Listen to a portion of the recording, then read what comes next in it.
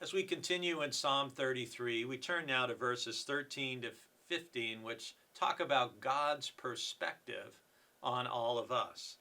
The Lord looks down from heaven. He sees all humankind.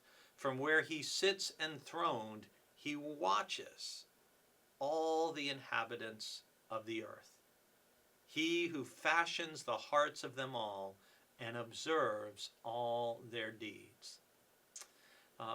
This is a fascinating passage that stimulates some questions with people, because the psalmist is asserting that God looks from heaven, sees all of humankind, watches all the inhabitants of the earth, observes all their deeds.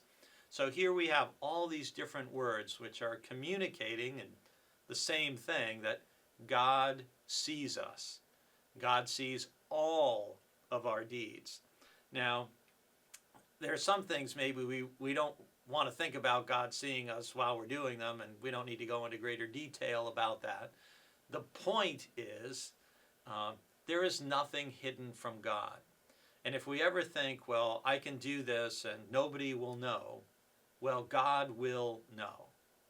And I think I've told you in a devotional, perhaps years before, about the time when I worked at an amusement park as a teenager, and people used to ask me if they could play the game for free, and they would use the phrase, "Come on, nobody will know." And I would always reply, even as a 16-year-old, "What do you mean nobody will know? You'll know, I'll know, and God will know. That's three right there," which always elicited an interesting response from people.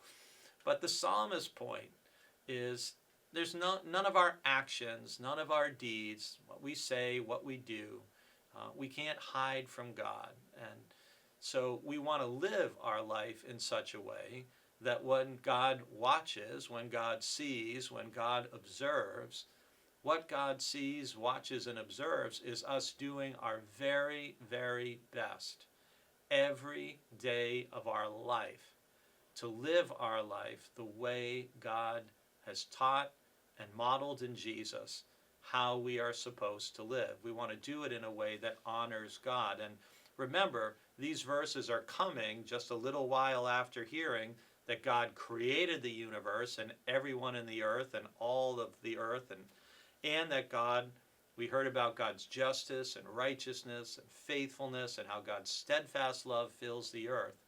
So we want to be living the kind of life where God sees us being upright and faithful and just and righteous, and we are sharing the same steadfast love that we receive from God. We are sharing love with others. God watches, God sees, God observes.